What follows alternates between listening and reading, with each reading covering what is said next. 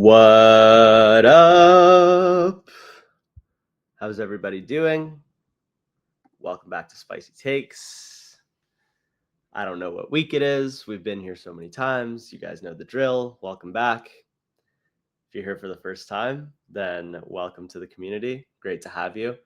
I know a lot of new people joined us after we did our Elytra campaign in DevNet. Saw a lot of new faces in the Discords when we did our AMA this week. That was amazing.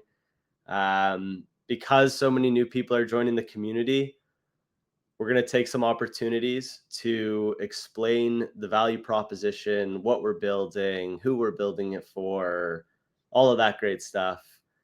So you guys know what to be excited about. So today I want to talk to you guys about SpiceFlow, more broadly talk about UX in crypto, the problems, but also the opportunities. So yeah, I mean, there's a lot of good in the space, a lot of great things being built. I know prices are down. It's looking pretty gloomy out there.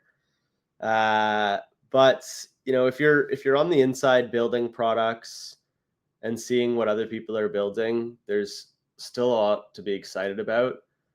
And a common theme that I have felt so deeply is that UX really needs to catch up to make DeFi usable.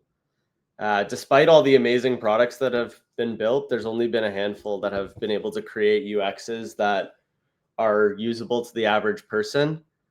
So like Hyperliquid, looking at them, PumpFun did it pretty well as well. Aave with their new app. I don't know if you guys have checked out the Aave app yesterday. I'm on the wait list right now. Super simple though. It's like a savings app, and you show up, you can deposit fiat to it. You can earn 6.3%, I think is their rate on that fiat, which is pretty awesome. Like if you tell most people they can make like a pretty, I guess not 100% guaranteed, nothing in life is, but pretty guaranteed rate at 6.3%. That resonates super well with people. So if you just make it easy enough where they can download and deposit directly into it and start using it that way, then I think that's where they're going to see a lot more traction. Not that Aave hasn't seen traction yet. So that's what I wanted to talk about today, is about the big apps, the ones that are succeeding, the UXs that are actually working. When I say UX, user experience, for all my non-tech bros out there, the user experiences that are actually being effective in bringing in users and keeping them around, even more importantly, because we know that in crypto, we've seen a lot of apps bring in users because they're able to offer incentives. People show up, but they haven't really created this, either value or user experience that keeps people around, even if the value proposition is kind of cool. So today we're going to talk about what sort of things bring people in, keep them around, and make an app usable. So we'll start with Hyperliquid, right? The experience with Hyperliquid is such that when I look up the website, I show up to it, I just see a deposit button in the top. This is something that a lot of apps miss, but is very simple, and it's the way that users are used to interacting with technology. If I show up to an app that is going to have me transacting on it, the expectation to users is I'm going to deposit into an account, right? I'm going to show up, I'm going to make an account, I'm going to deposit into it, and then I'm going to do whatever set of actions after. Whereas the norm right now in crypto is I'm going to have an account, right? My MetaMask, my wallet. I'm going to have assets in that account, and then I'm going to look for apps. I'm going to show up. I'm going to interact with the app using that external account, which is sort of a mental barrier that not a lot of users are used to. And it scares a lot of people off of DeFi, I think, because it means that a prerequisite for them to try any of these apps is that they have this wallet, they have these private keys, they do all this stuff, they get their money on chain, they bridge it to the right chain, right? With Hyperliquids, sure, I'm depositing from a wallet, but I'm depositing to a Hyperliquid account, And I don't even have to have money on Hyper EVM first before I deposit to that account. I can have money on Arbitrum in their case, and I make a deposit. Great. Now I have money in my Hyperliquid account. And then I sign a session key. So I sign one transaction in my wallet that basically says for any of the actions I'm going to take after signing this session key, you don't need my permission again on my actual external wallet to make that transaction. So what people love about this is you have money in your Hyperliquid account. You're trading leverage, like you want to be able to act quickly. I used to run into this all the time trying to trade on GMX, where like you see something and you're like, oh my God, my setup is coming in right now, whatever. I didn't have an order in place yet. I need to go get into my setup. So I go to GMX and then I go to sign a transaction. I get my ledger out, I plug it in, I work through it, I sign it, it fails, I try again, whatever. You don't have to worry about this stuff on Hyperliquid, which makes for a really awesome user experience where I just say, oh, market buy or limit buy this price, this amount, boom, send, order is in. So that's something that Hyperliquid has done really well, and it's caused for most users to want to go there because they've created this, like, they call it a centralized exchange-like experience. Really what it is just like a Web 2 app-like experience that existed even before centralized exchanges in crypto existed. And people respond super well to that. It's garnered a lot of success for Hyperliquid. Basically that plus their ability to have deep liquidity, source deep liquidity for their tokens. That's not even just tokens, but that's their currency. That's their differentiator. So that's the first thing. Second thing is this has acted really favorably for Hyperliquid because you actually have your money in Hyperliquid. You could realize, okay, I have my money in Hyperliquid. Maybe I want to take it and do something else. You have to go back to Hyperliquid to withdraw that money, which actually gives them another opportunity to try to keep you in the app. This is something that happens subconsciously, right? I go back to Hyperliquid because I remember I have money there. And instead of withdrawing it, I realize, oh, wait, let me look up if this market is in Hyperliquid. Oh, it is. Okay, I'll just leave my money here and keep trading. So that's a way that they've been able to bring in capital and then have it stick. Yeah, I think that's a lot of the reason why people love Hyperliquid. If you look at PumpFun now, they're trying to push people in the same direction. So you can show up with an external wallet on PumpFun and you can, interact with their markets directly from your Phantom wallet or your backpack or whatever.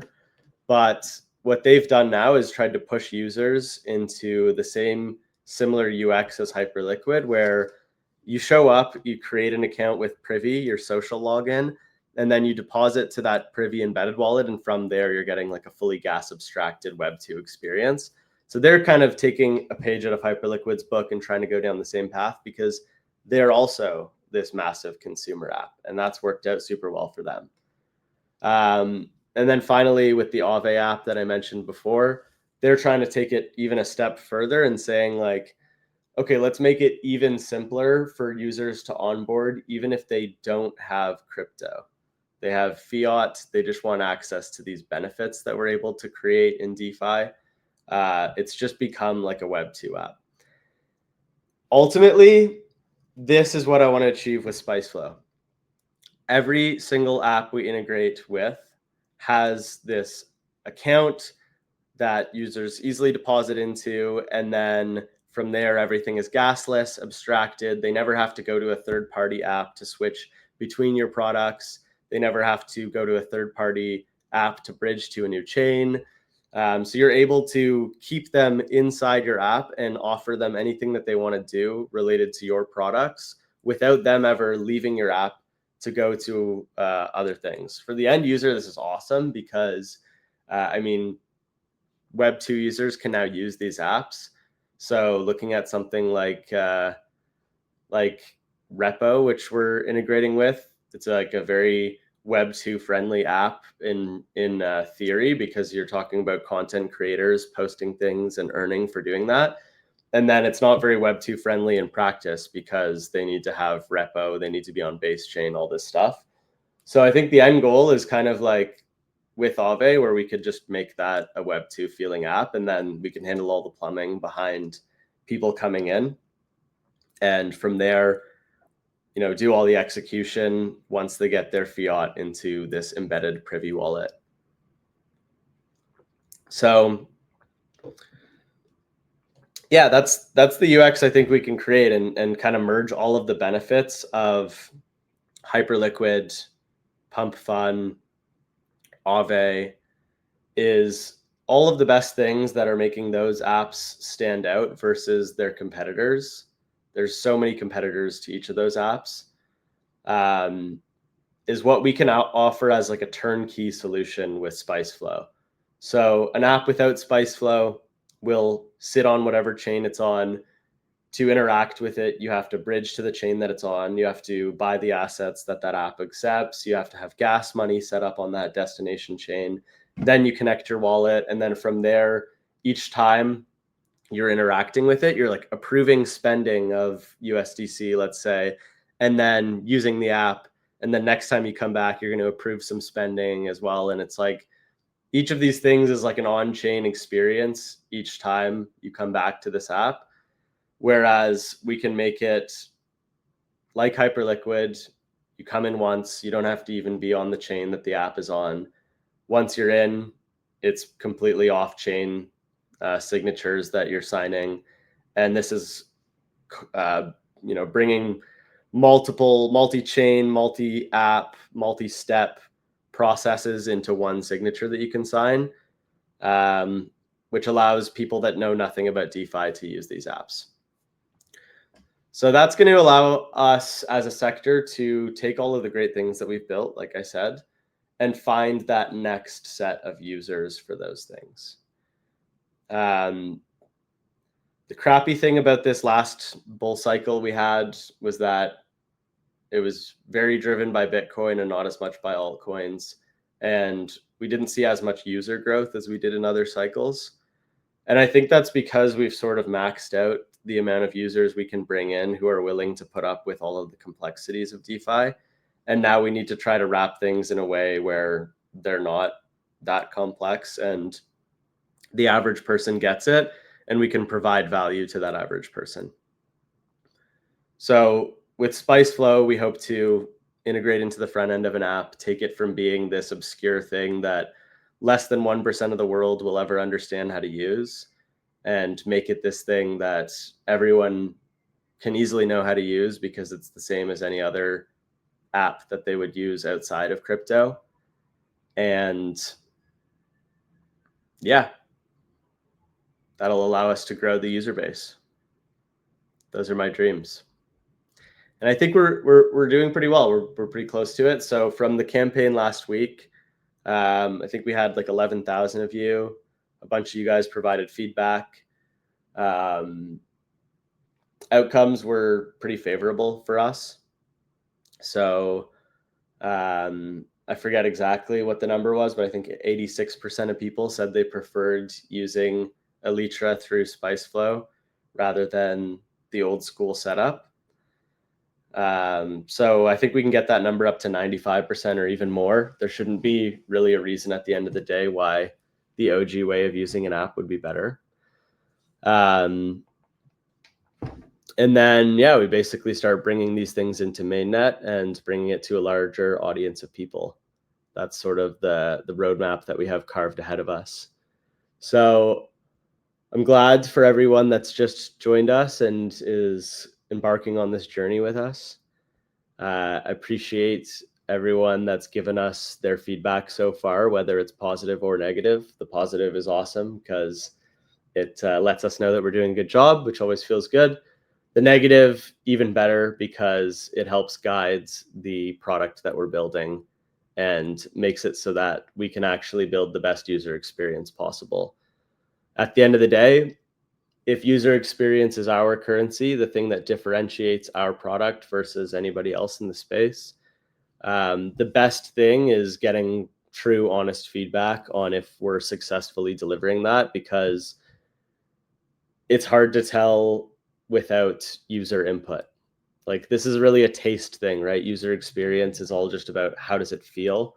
So it's very important for us to engage with you guys and get a sense of how you're feeling about the user experience. And we look forward to having you continue to give us feedback in the Discord. And on the campaigns we run in the future, we're cooking up some ideas to make it fresh, keep things a little bit different, keep you guys on your toes with each campaign that we run. So definitely stay tuned for all that, and get in the Discord to stay up to date on all that stuff. The portal as well will allow you to earn some points and get early eligibility into the campaigns that we run, an early look at our tech. So I would encourage you guys to check that out as well. So before I let you guys go, just from the top, I'm going to give a brief summary on what SpiceFlow is, who's it for, and then we'll go on with our days. So SpiceFlow is not just a distribution integration. SpiceFlow is a solution for all of the UX problems that we see across DeFi. It's a turnkey solution that creates the UX benefits of all of the best and most successful apps that we're seeing in the space right now. What this means is that we can offer users a cross-chain account that can sit in the front end of your app through an embedded Privy wallet, so users continue to custody their own assets. All they have to do is find a way to get funds into that account. We make it extremely easy by deploying on a bunch of different blockchains and then soon partnering up with fiat on-ramps. Once money is in that account, Spicenet handles all of the execution needed to interact with the products on that DEX or dApp. So what that means is if the dApp's on a different chain and you deposit into the account on one chain, your assets will sit on the chain that you deposited on. And then when you actually go to take an action on that dApp, SpiceFlow is going to figure out how to do that for you. Even if you're on the native chain, let's say you don't have the right asset to deposit into this vault, you don't have gas money on that chain maybe, you create the transaction, Spicenet's going to buy the right asset for you using your assets and put it into the vault you want. You come on board with fiat. The fiat on-ramp lets you get stable coins into your Privy embedded wallet. And then once it's in that Privy embedded wallet, anything you touch on that platform is going to be handled by Spicenet. You don't have to handle any of the execution yourself on chain. And then finally, we'll have fully Web2 user-enabled apps, and we can take all of the great markets that we've built and bring them to the rest of the world. That's SpiceFlow. Without further ado, guys, thank you for coming today. I'm going to get back to work and continue to refine our user experience. Appreciate you all for coming, and until next time, stay spicy. Take care, guys.